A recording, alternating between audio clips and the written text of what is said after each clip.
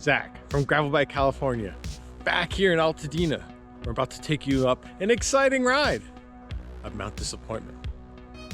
You might think the name might come in the context of being a really difficult climb because you go way above mile high level to get there. At the same time, the origin story behind this moniker has more to do with just some bad eyeballing. I'm gonna need that to open. Let's roll. Riding up Mt Lowe is my favorite go-to ride nearby in Los Angeles.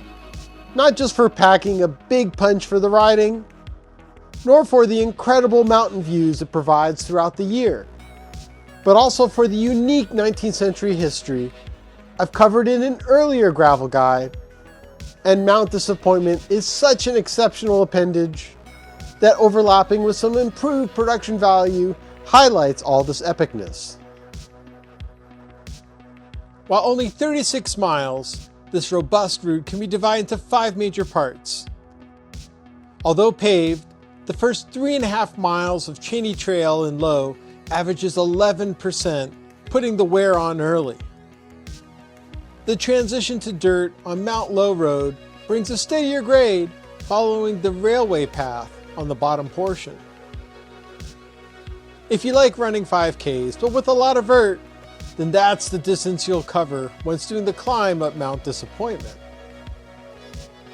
After making it back down, it's almost 5 miles immersed with Angeles National Forest views ending at the Cosmic Cafe. The 8.5 mile dirt descent of Mount Wilson Toll Road is the last significant segment and never rides the same. Overall, the 6,500 feet of elevation is whopping, but not disappointing.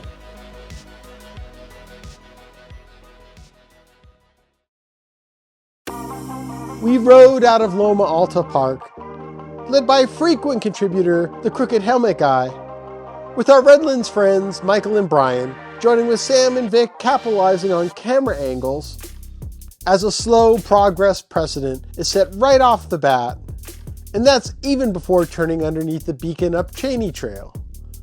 Because after a couple of high amplitude rollers, it's nothing but double-digit grades on this road.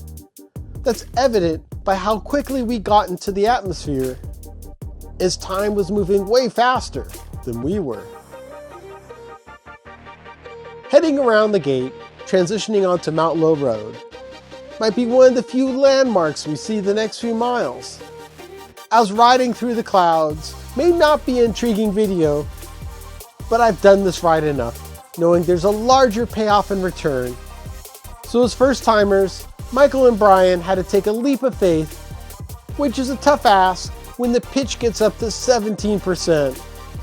And there's no ease up even when it backs off, with no assist from the current environments how to mark progress, making you constantly check on your computer how much more left, finally intersecting with the Sunset Ridge Trail to transition onto the Mt Lowe Railway path, signaling a good opportunity to let some air out of your tires. While the funicular to Echo Mountain, built in 1893, has been dug up except for the foundation at the top, we merged onto the well-kept section of the Mt Lowe Railway, a mile up from its origin. While the grade of the next 2.5 miles is half of the previous, this section could take you longer. Not because the dirt isn't in ideal shape, but for how much time is spent exploring the history, with a number of signs noting along the way, though other picture-worthy reasons were soon emerging. Following the canon, you should be high and low, even with bad-looking weather, because floating above it all feels like crossing into a new world.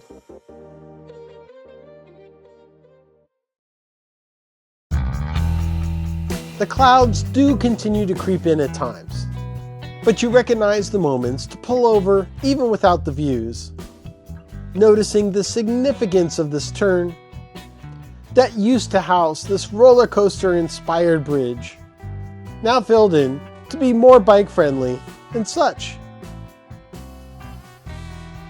There are always opportunities to stop, but some you roll up to become more apparent, with the sign providing confirmation that this passage barely left space for trains to pass. And not much has changed over 100 years later, with the catenary pole still in service. But the next mile was a bit of a grind it out, with surface conditions noticeably loosening up as it cools down riding up the locally named Grand Canyon, noticing a number of four-wheel drive impediments that tend to linger outside of fire season. And if you think something is missing in this video, we found Vic waiting for his paid appearance at our next stop, which clearly has historical significance as the site of Ye Alpine Tavern that had over 3 million visitors in its time, gracing this site until 1936 when fire took it all away. But this isn't the end of 19th century footsteps.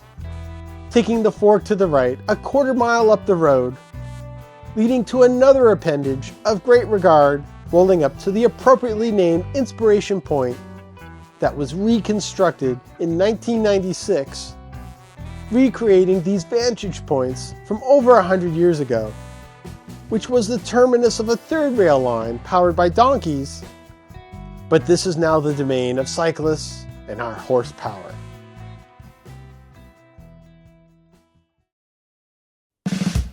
Returning from Inspiration Point back onto Mt Lowe Road leaves us with almost 3 more miles of dirt climbing. And since this wasn't part of the earlier rail alignment, the grade is steeper, but still kindly in the mid-single digits. But the bigger issue rears its head, turning back east, with the snowfall in winter severely affecting the road, lingering longer around here on the north side of the ridge, making you have to battle the loose sediment most of the year, where your choice of tire width really comes into play, needing something starting at least with the number 4, definitely experiencing an atmosphere nearing 5,000 feet, with Mount Disappointment lurking with its towers and San Gabriel Peak to the right, where underneath the cistern, marking your first descent in the mountains, which is definitely touch and go, as this section faces the biggest threat of erosion, being below the sharp angles of San Gabriel Peak, with the entrance to Miller Tunnel taking a barrage on the roadway and entrance, not to mention the caution of flooding coming in. But it is a proper tunnel with an opening on the other end, proving a cool looking exit for over 80 years, including the best vantage point looking back at Mt Lowe. And it's a little less tenuous on the side, making our exit onto Mount Wilson Red Box Road, heading west towards today's main attraction, with a rare opportunity to understand the effects of gravity, overshadowed by how enveloped we were with the Angeles National Forest. But before heading up for our ascent, we stopped at Herramonta at the intersection of Angeles Crest Highway. That's a smart place to reload for water before backtracking for another grind.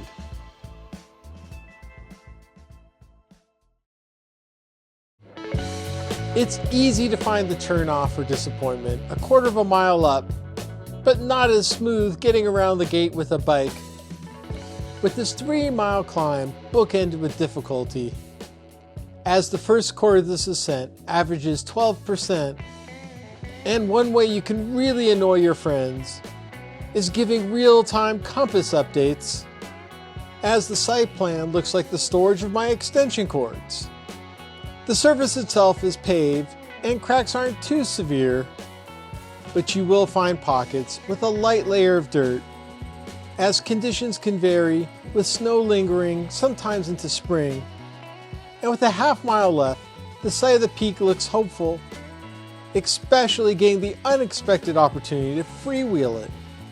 But the final switchback is your entryway to pain, as it abruptly starts out steep, and any piece of momentum helps, because it only somehow gets steeper with grades reaching the high teens, where you'll swivel to cut down the grade, and rolling through the communications facility that used to house Nike missiles, there's one final pitch to get you just under 6,000 feet above sea level.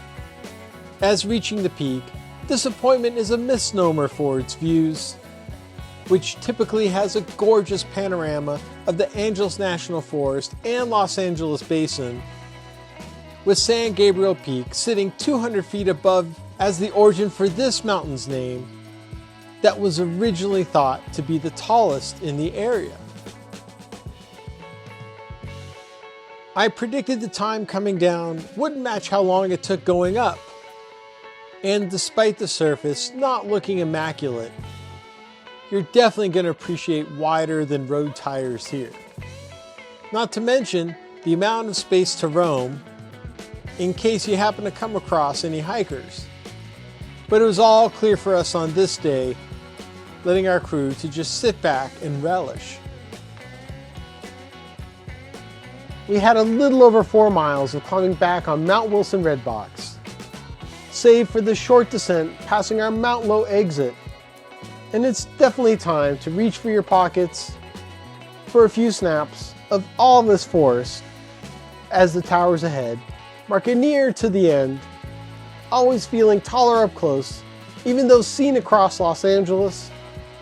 We entered into the Mount Wilson complex before our descent for one last chance to refuel, up to Cosmic Cafe that's typically open from April to November, getting us ready for the final chapter of the ride, as it was time to submerge ourselves back into the clouds.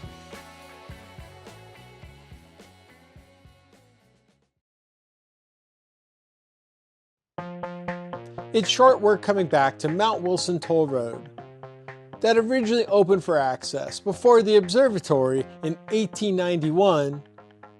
Though closed to traffic in 1936, conditions have improved recently, and the first mile might be the funnest, nor because it has the best surface, but good sight lines and fewer hikers than at the bottom, as Mount Harvard looks like an island among the clouds. And I'm not quite too sure what the traffic signs are doing here, other than helping remind to not miss the turnoff.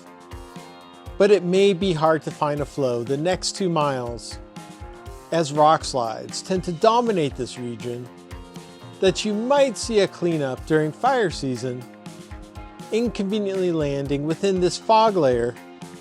But I'm glad the surface clears up before the clouds, because after all that climbing, you don't want to ride your brakes.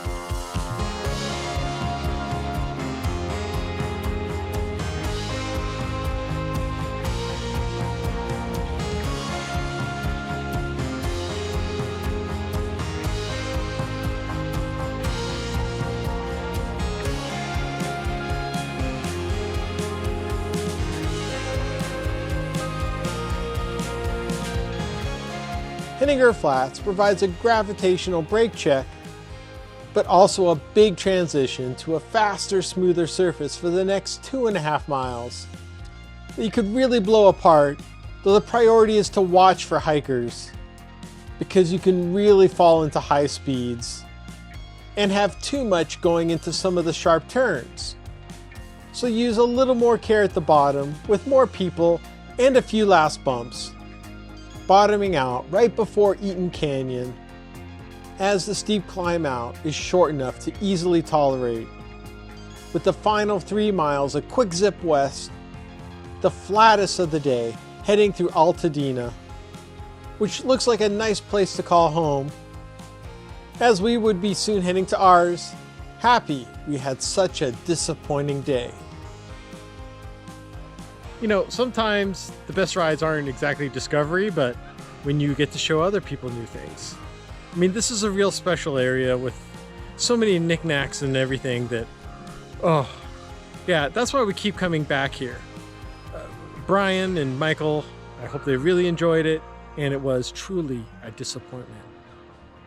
Anyways, you want to support us? Hit the subscribe button or support us on Patreon so we can bring you more. From City Dirt.